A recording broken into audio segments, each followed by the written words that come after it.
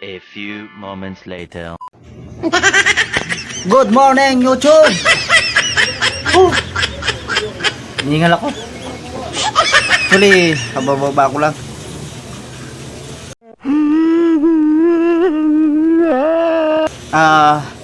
Kakakain ko lang. Gunggong! Tapos katataas ko lang. So medyo mainit, malinsangan.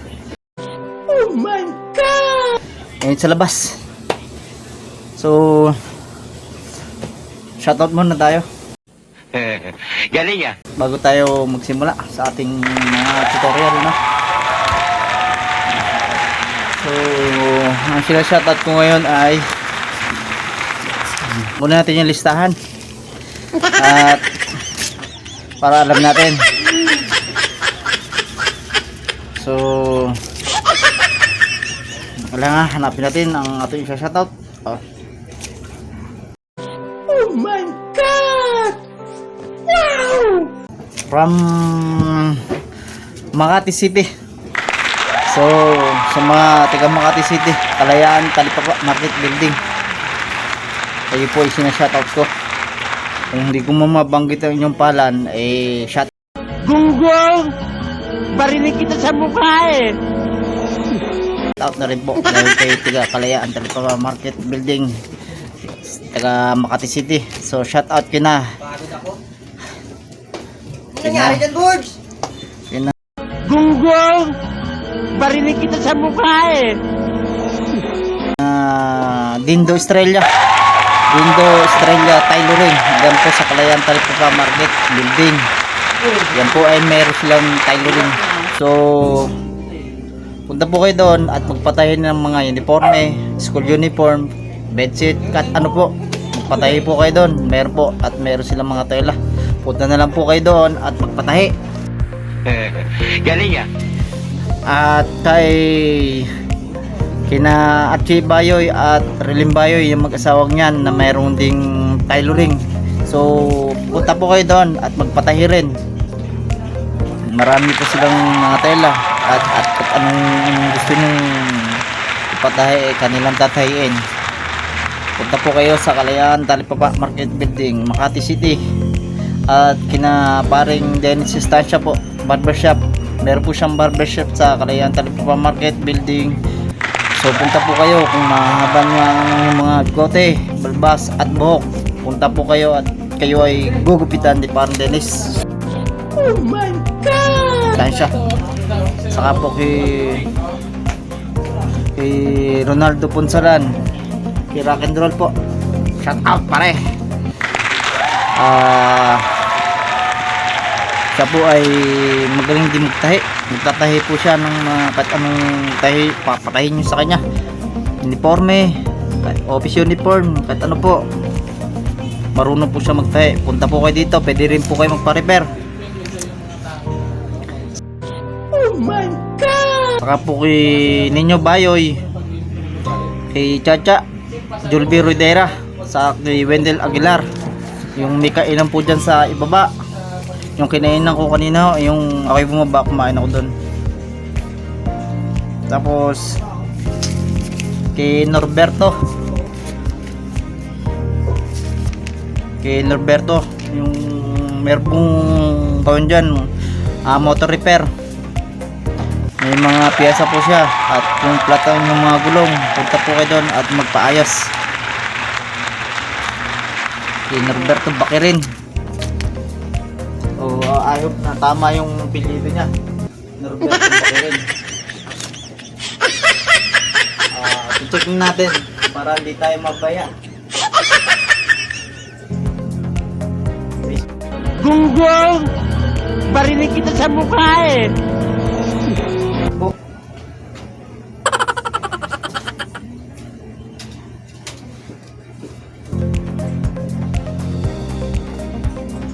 So lalagay muna po tayo sa Facebook natin para ma-check natin kanilang mga pangalan.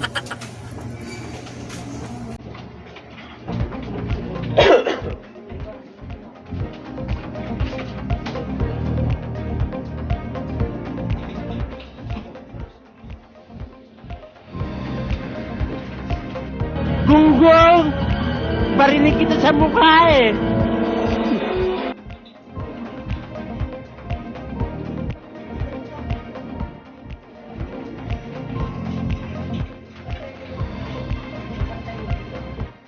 Ay, ako.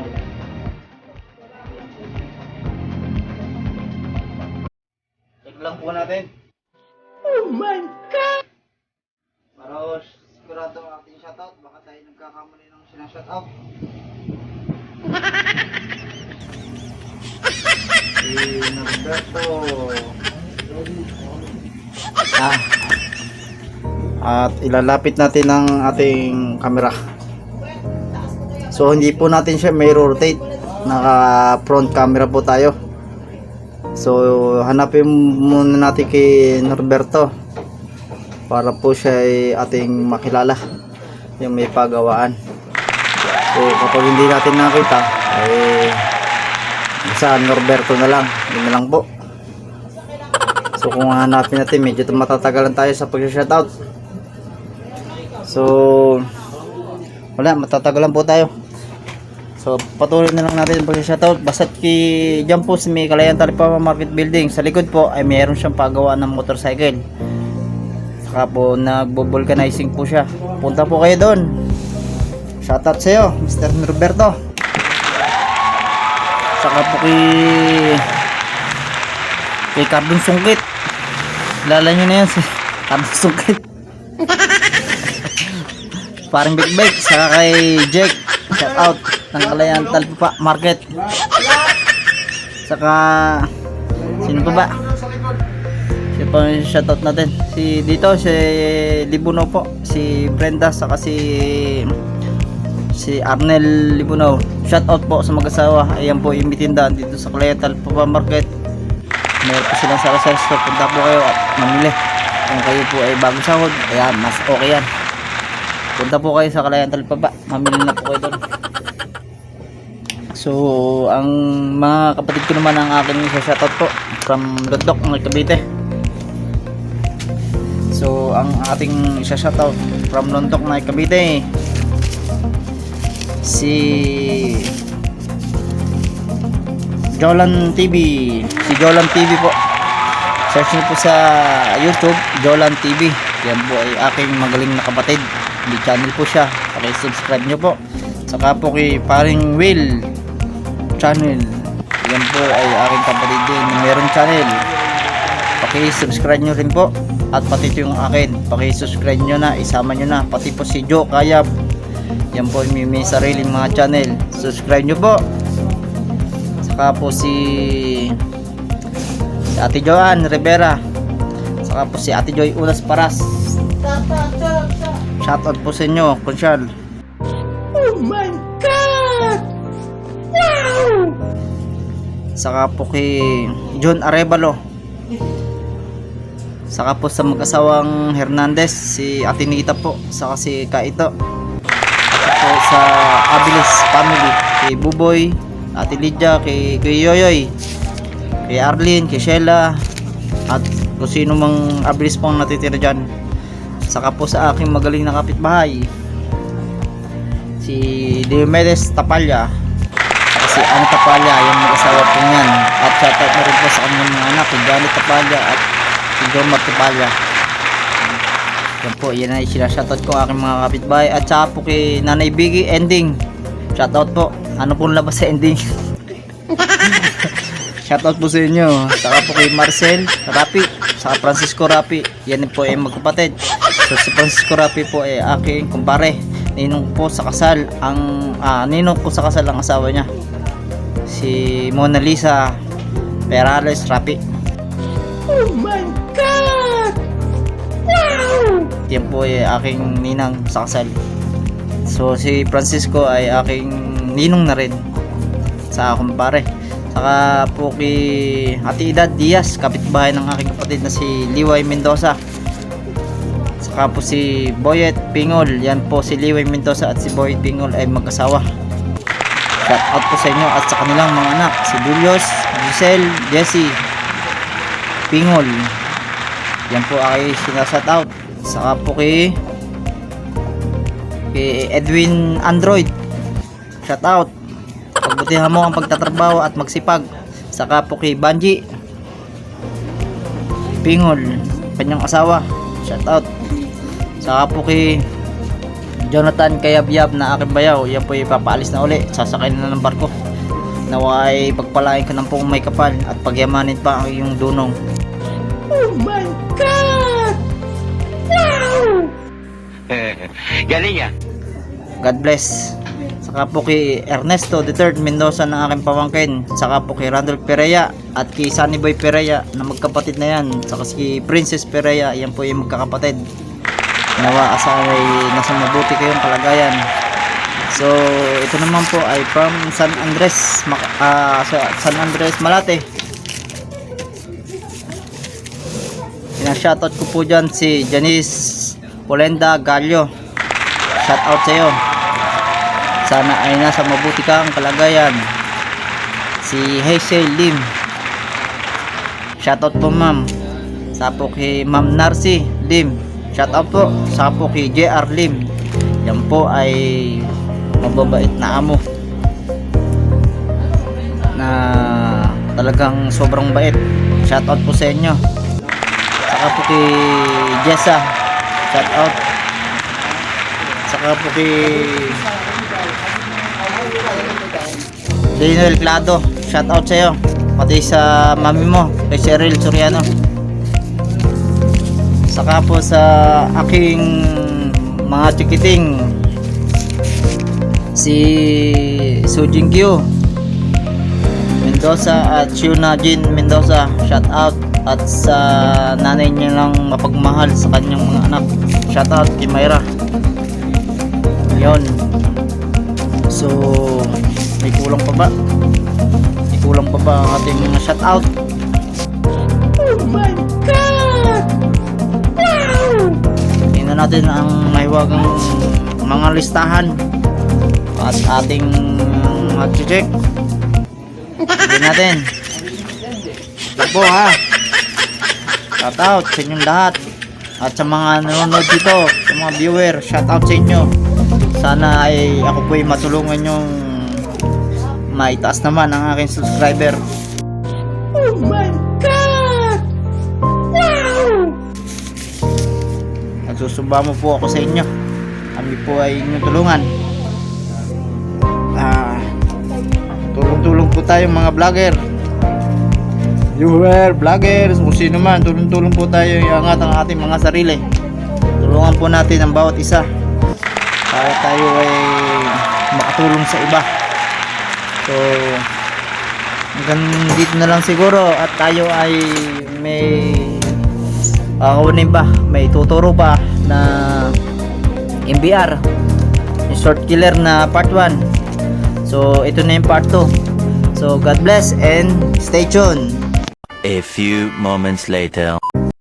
So ito na guys, mga ka-DIY, mga ka-viewer. So ito na yung kuha natin. Papakita ko sa inyo. Bubuksan natin. Yan. So yung back converter na 10 amp ay sinalpa ko na. Yan. Bali yan ay 10 amp. So tinanggal ko lang yung on niya, yung bolt potentiometer na built-in, tinanggal ko siya. Ayan o. Kita nyo. Tinira ko na lang yun sa ampere. Ayan. Yung kulay blue yan, yun yung sa ampere. Yung isang potentiometer na kulay blue, itinanggal ko yun sa volt. So nilagyan ko siya ng wire from to potentiometer dito sa labas. Ito. Yan. Yan ang ginagamit ko. Potentiometer. Para sa volt. Yung potentiometer, so hindi ko na siya tinanggal muna. Kasi ang ating siyang potentiometer ay sira. Ito. Yung potentiometer para sa volt ay nasira. So yung potentiometer para sa amp ay ginamit ko para sa volt muna. Ito.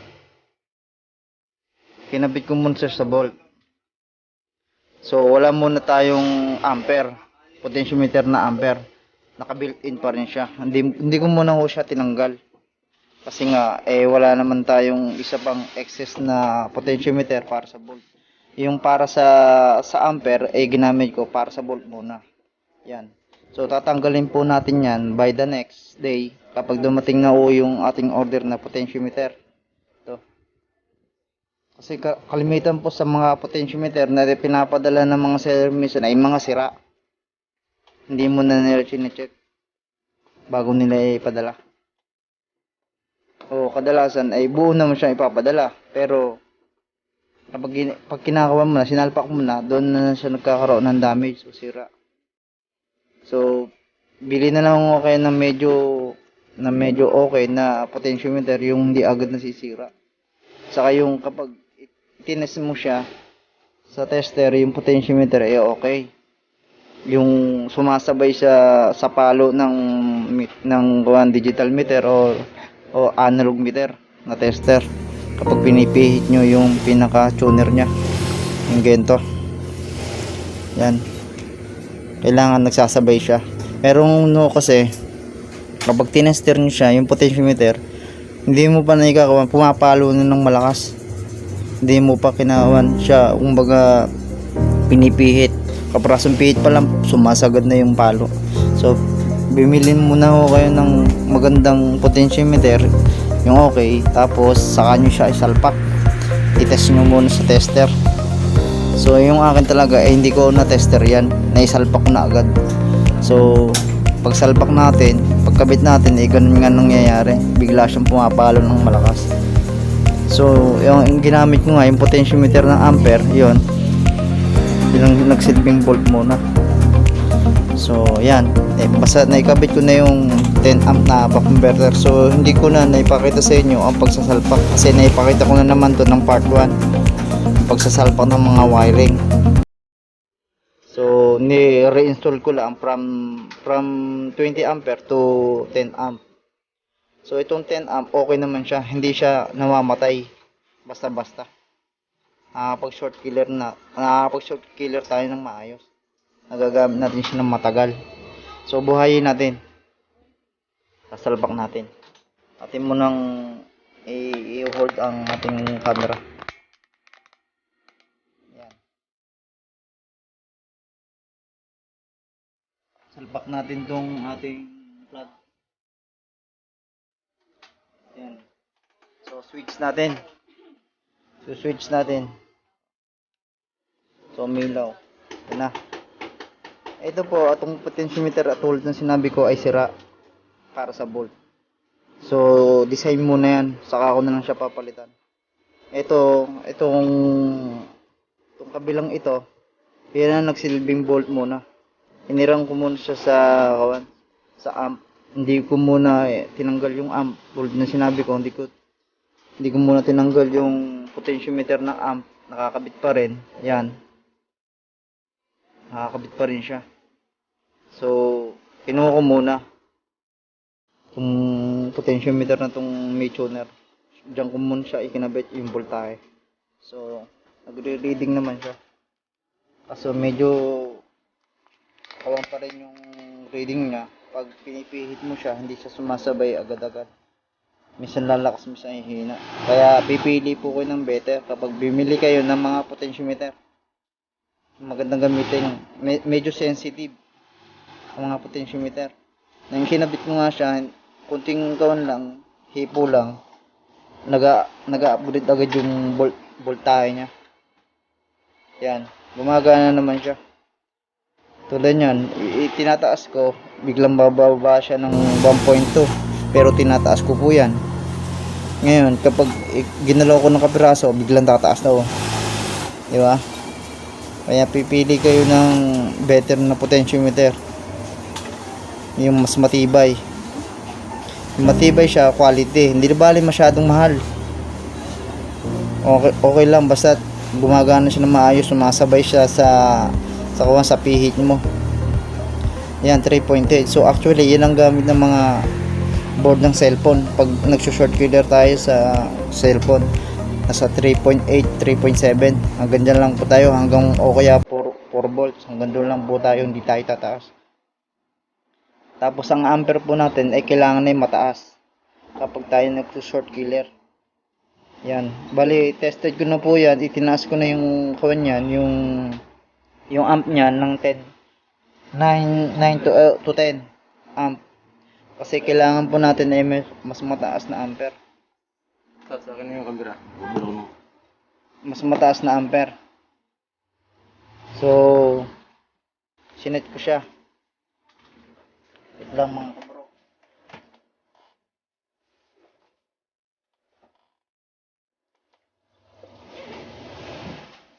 So, naka-settle na po siya ng 10 amp. Para pag ginamit natin, mataas ang ampere niya.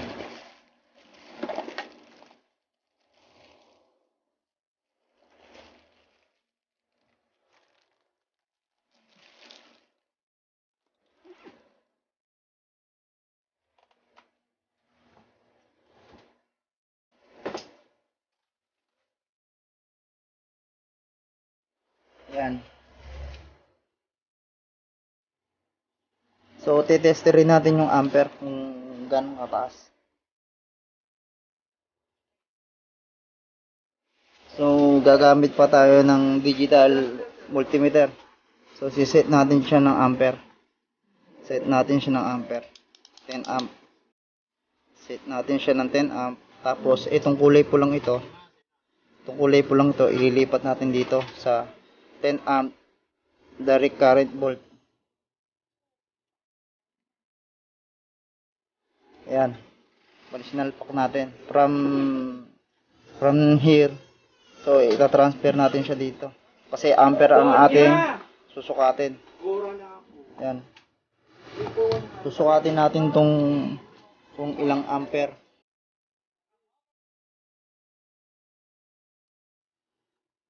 Susukatin natin kung ilang ampere to. So, itong probe na to. Saka ito. Ilagay natin sa kapwa niya kulay. Ikaw natin, polarity lang natin. Kasi sa positive, negative sa negative. So, ikaw natin, itetest natin kung ilang ampere. So, wala pa. Kasi hindi pa natin switch. Kasi nilagyan ko siya ng switch. Kaya ako nilagyan ng switch yan para kahit buhay natin to, naka-off siya. So, hindi, kahit magdikit to, walang problema. Hindi siya magkakaroon ng, kumbaga, hindi gagana yung probe niya. Hindi siya magkakaroon ng shorted. Diba?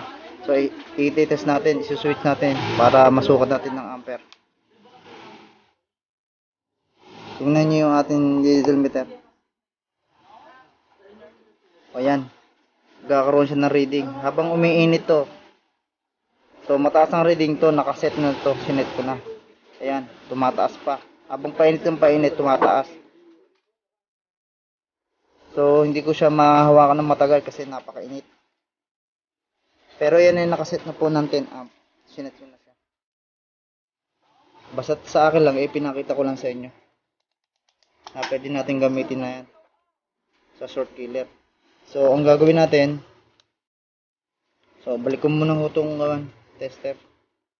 Yung pagde-demo natin sa tester.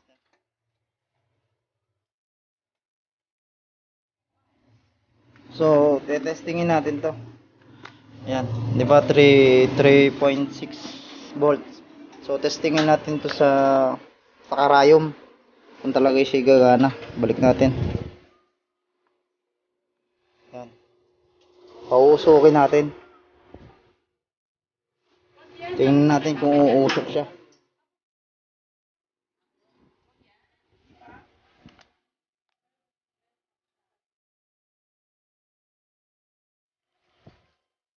Usukin natin yung karayom. Ito. Itong karayom na to, ilagay natin dito. Tingnan natin kung uusok. So, buhay yung kawan natin. Nakaset siya sa 3.6. Pero yan nakaset na rin ng ampere niyan ay 10. Kasi ang maximize ng ating back converter ay 10 ampere. Uusukin natin kung talaga ito yung working. Zoom natin para makita nyo.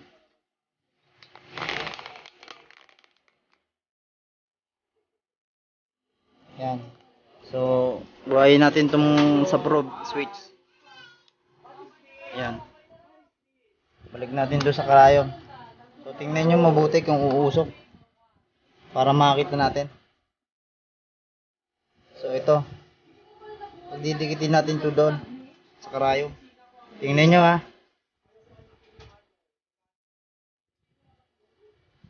O, yun. Kita nyo, umusok.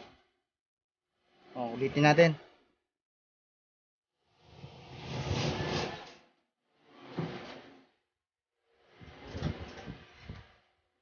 Ulitin natin. So yung pag short killer natin, hindi natin pwedeng patagalin ng higit pa sa 30 minutes.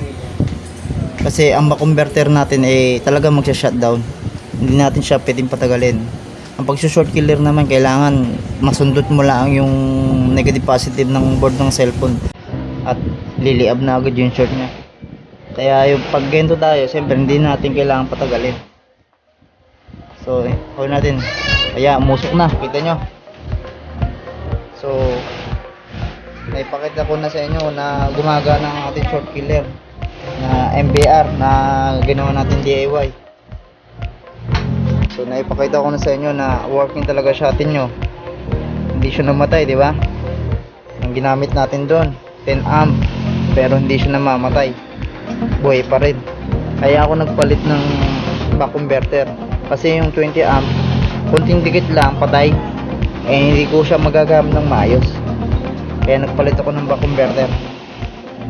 So, yung mga kawan na yan, eh, naituro ko na sa part 1 kung paano yung arrangement ng mga wiring na yan.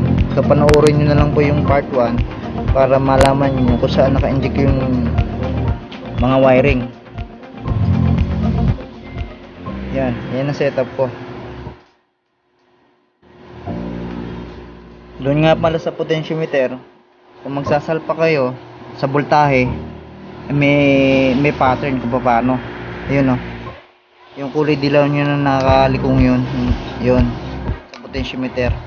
So sasabihin ko sa inyo kung paano ang ang paglalagay ng voltahe. So ituturo ko sa inyo, susulat ko, drawing ko na lang.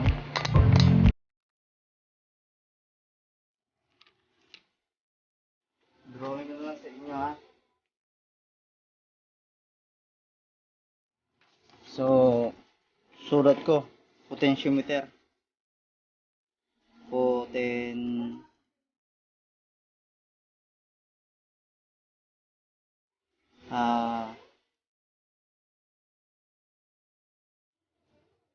Yan. Potentiometer, bali ang kawin yan, ang pagkaka-arrangement niyan, pagsasalpak, yan. Ito. May tatlong paa yan. So, kung isasalpak nyo, so yung pinaka-coin yan, yung sasalpakan nyo ng tuner, dito sa labas, yan. So, may tuner yan dito. Pag ganyan nakasalpak na. Yan.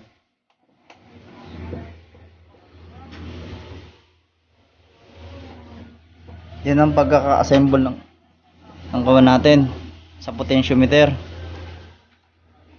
So, ito, pag nakasalpak mo doon sa mismong kawan nyo, so ganyan ang pagkakakawan yan. Kumbaga, ito yung casing nyo. Yan yung casing nyo. Tapos nakasalpak siya sa loob.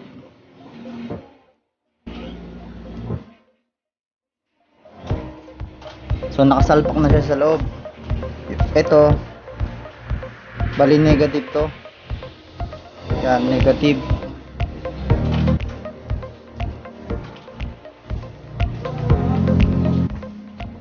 Negative siya. So itong sa gitnang ito, dito tayo, yan ang gumagana para sumukot ang voltahe. Wiper, kumbaga. Sumusukot yan. Ito yung volt adjustment.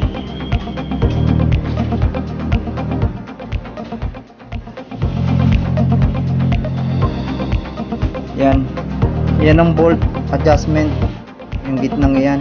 Tapos ito positive.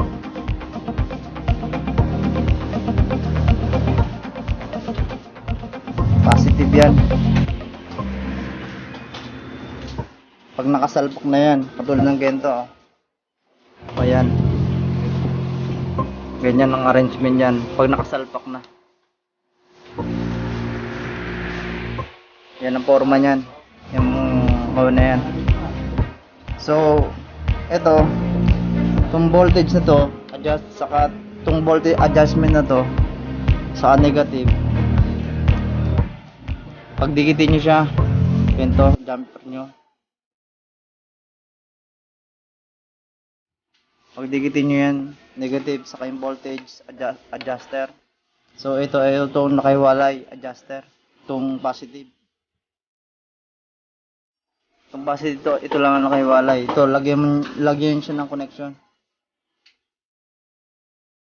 Kahit ang gamitin nyo dito ay isang wire na lang papuntang board sa buck converter. O kaya kahit saan mang magpapalit kayo ng gawan. Sa bolt lang po to, sa bolt ha. Kasi sa mga amperahe, kailangan talaga 3 wire yan. Sa mga ampere, kung maglalagay kayo. Hindi nyo sila pwedeng pagsama-samahin.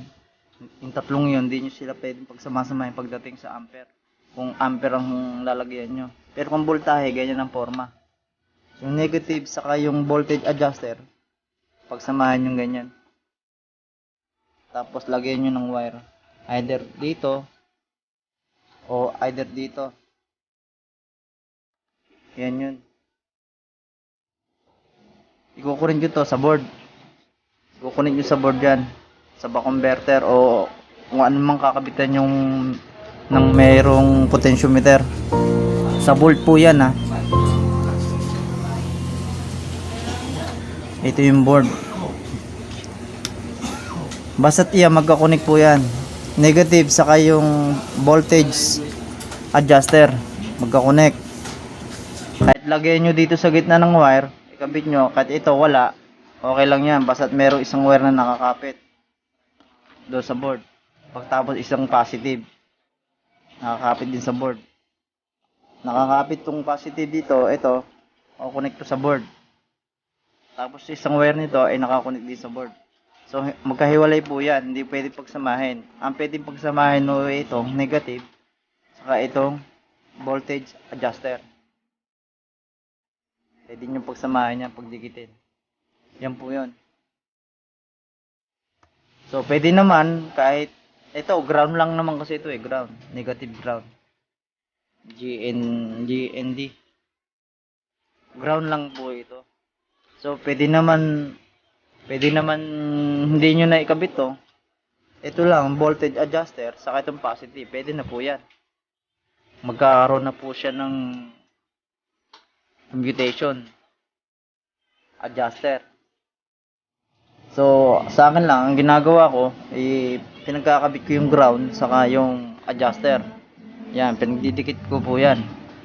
Tapos, ito, yung positive. Kumbaga, ito yung board, ito yung negative, so ito yung positive. So ito po yung potentiometer natin, 3 paa. So ito yung positive,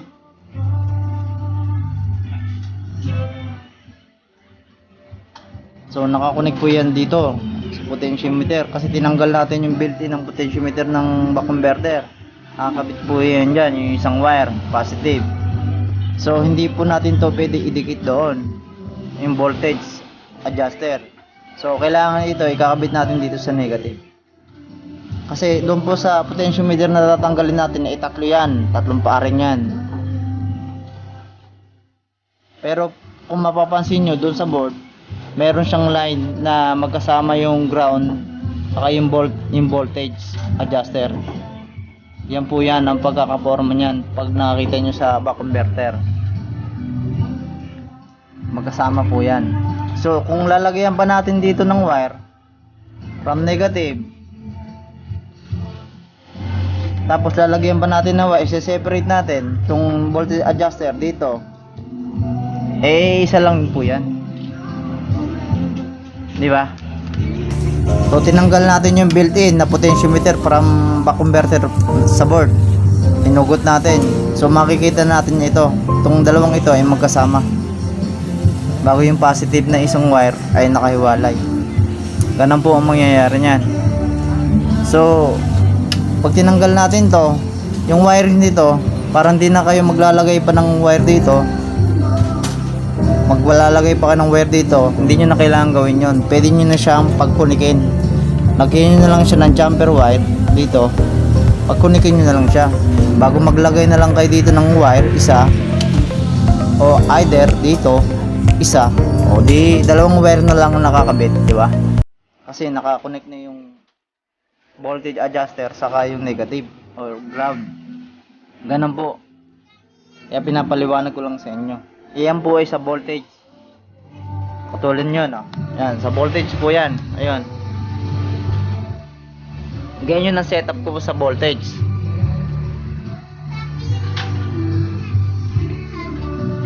Ayun, kaya pinapaliwanag ko sa inyo. Kasi kung ito yung back converter o kung saan man na merong voltage na potentiometer, pag tinanggal nyo at magpapalit kayo, ganyan po ang setup.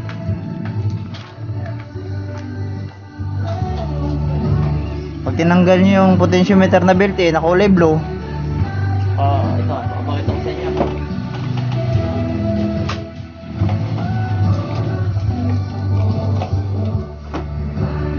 Ito, kita nyo? Yan ay potentiometer. Paan yan? Tatlo. Oh, paan yan? Tatlo.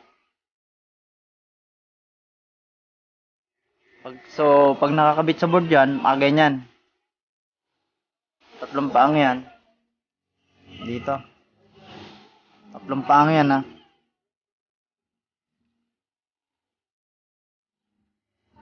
Yan. Kita nyo?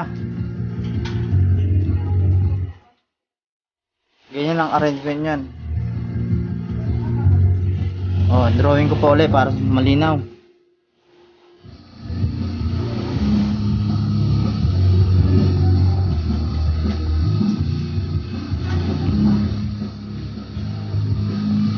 Oh, yan.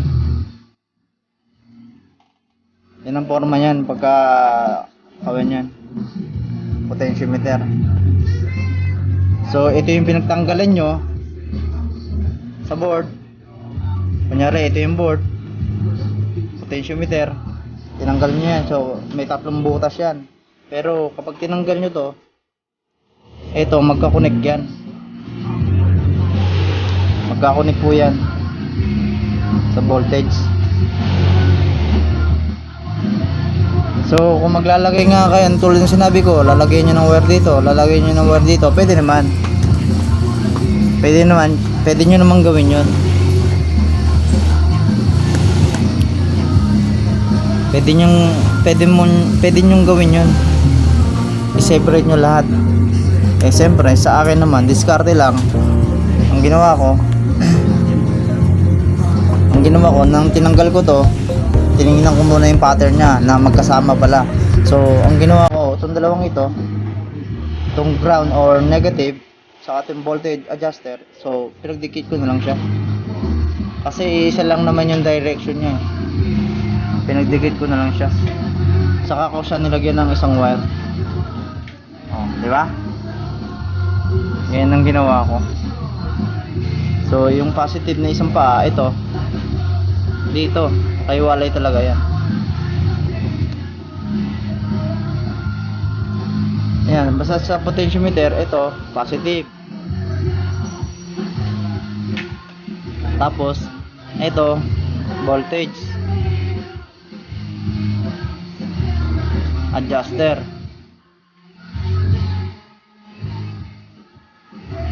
Kasi nandito po yung wiper eh. Andyan po yung wiper. Tapos ito, itong isang ito ay negative or ground. GND. Pag GND, ground po yan. Yan po yan.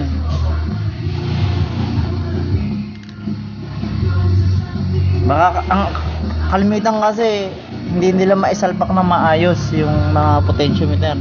Bakit ganun? Ayaw gumana. Hindi nilagay ito. Ang nilagay lang yung dalawang dulo. Nilagay yung pag ganun. Tapos pinipihit nila bakit ayaw gumana.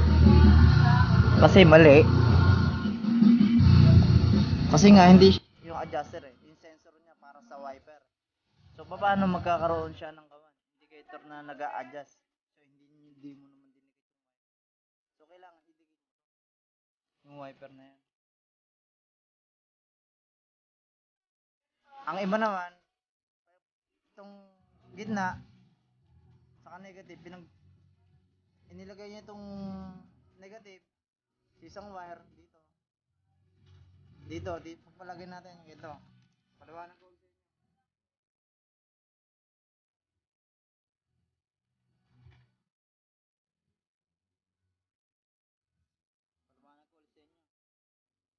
So ito yung potentiometer.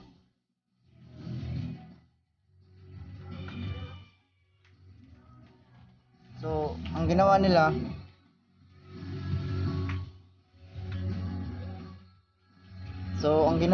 ito hindi nila kinabit itong positive, hindi nila ikinabit yan.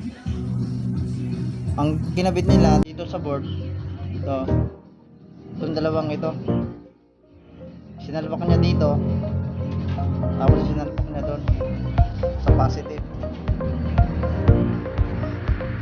Yan, ganyan ang nangyari. Dalawang ito kasi dalawang magka-connection yan sa mga pa-converter. Ganyan ang salpak nila.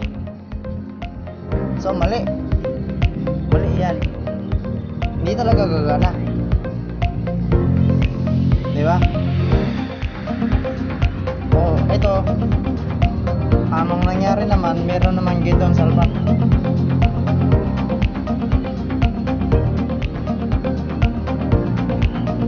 So tinuturo ko lang sa inyo kung bakit nagkakaroon ng problema yung ating mga potentiometer pag gano'n di gumagalaw.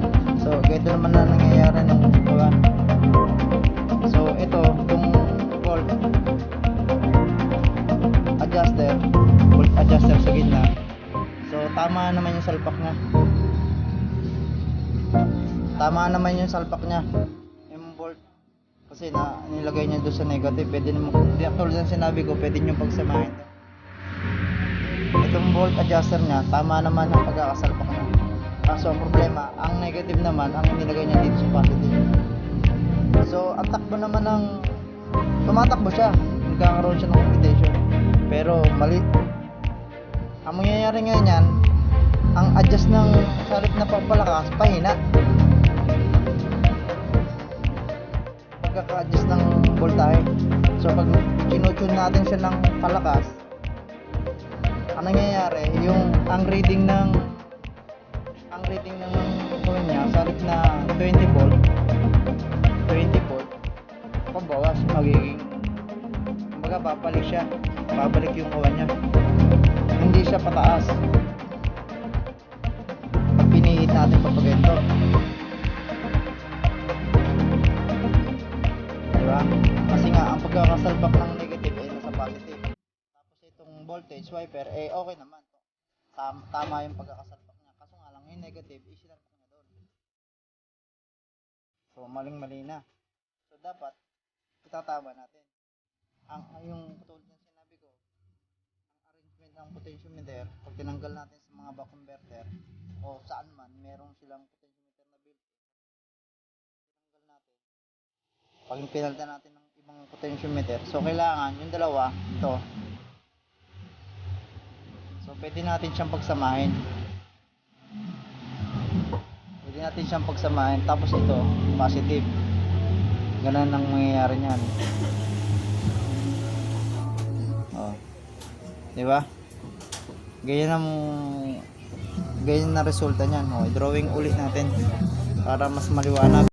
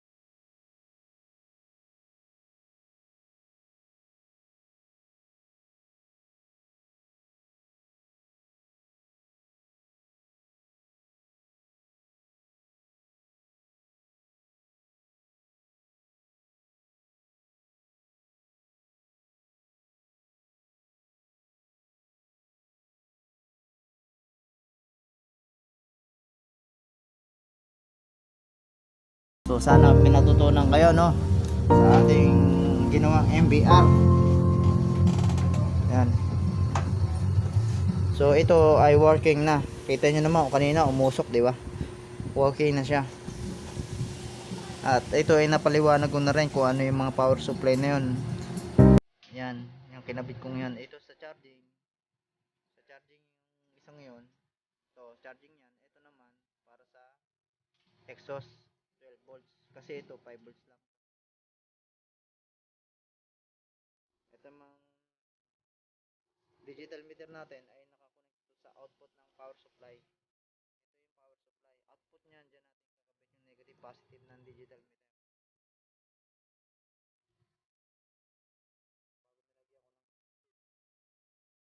LED, may power, saka ng fuse.